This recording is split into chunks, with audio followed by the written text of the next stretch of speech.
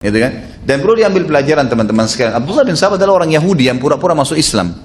Dan kita punya lebih dari beberapa riwayat yang menjelaskan banyaknya orang Yahudi yang menyelip di tengah-tengah umat Islam untuk membuat kekacauan. Bukan sekarang ya, dari dulu. Bukan mustahil sekarang juga begitu. Banyak mereka menggunakan nama-nama Islam.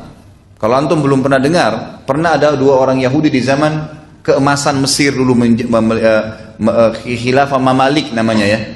Waktu Mongolia masuk, sehingga hanya banyak membantu umat Islam, rubuhnya dinasti Abbasiyah. Nanti kan ada kerajaan besar Islam namanya Mamalik berdiri di Mesir.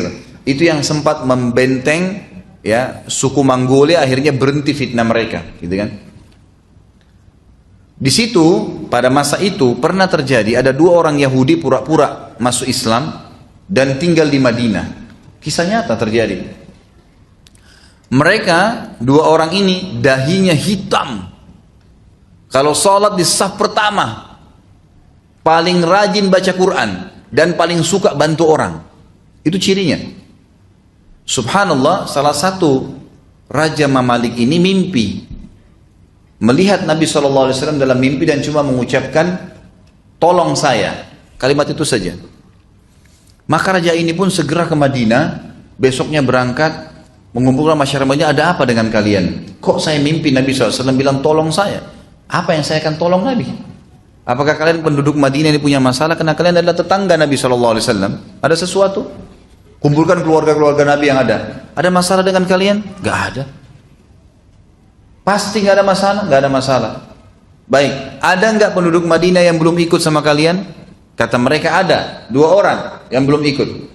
Dan itu orang yang paling terbaik di antara kami. Ini orang Yahudi ternyata.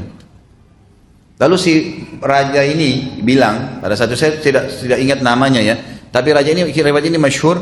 Raja ini kemudian pergi ke rumahnya dua orang itu. Lalu duduk ngobrol, tidak ada sesuatu yang mencurigakan.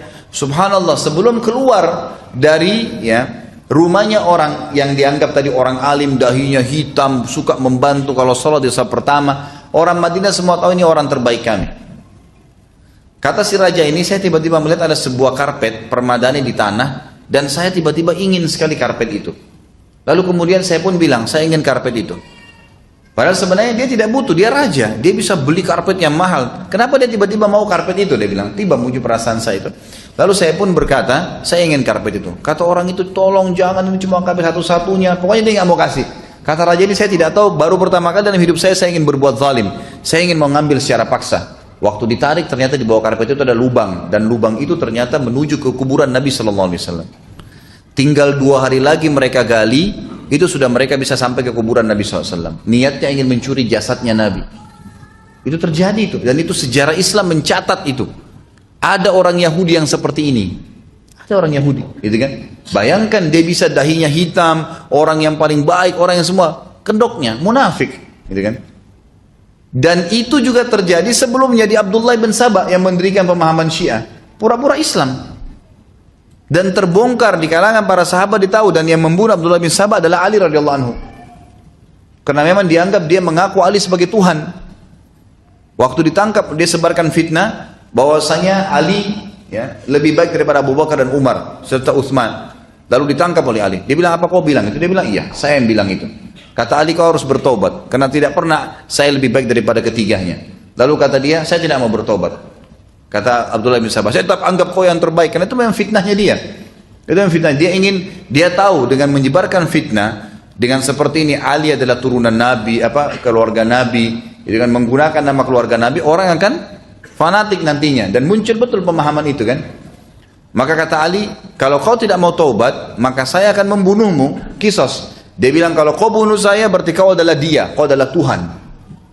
Menyebarkan fitnah yang lebih besar lagi. Sama Ali dibunuh, gitu kan? Sama Ali dibunuh. Subhanallah, sekarang di Iran kuburannya Abdullah bin Sabah ada, diagung-agungkan. Sama dengan kuburannya Abu Lu'lu yang membunuh Umar radhiyallahu anhu. Dibuat kuburan yang mewah, ditawafin, diminta tolong setiap hari. Pemahaman Abdullah bin Sabah tersebar. Orang Islam tidak sadar, gitu kan? Kita tidak sedang membahas individual ya. Individual teman-teman kita yang di Iran, semoga Allah kasih hidayah, banyak yang tidak tahu, lahir dalam keadaan pemahaman itu. Tetapi orang tidak faham bahwasanya umat ini sedang diserang dari dalam dan banyak, terutama kalangan orang Yahudi. Pemahaman Abdullah bin Sabah sekarang tersebar. Itulah pemahaman Syiah yang banyak. Dari orang Yahudi asalnya. Yang dari orang Yahudi asalnya. Allahu a'lam.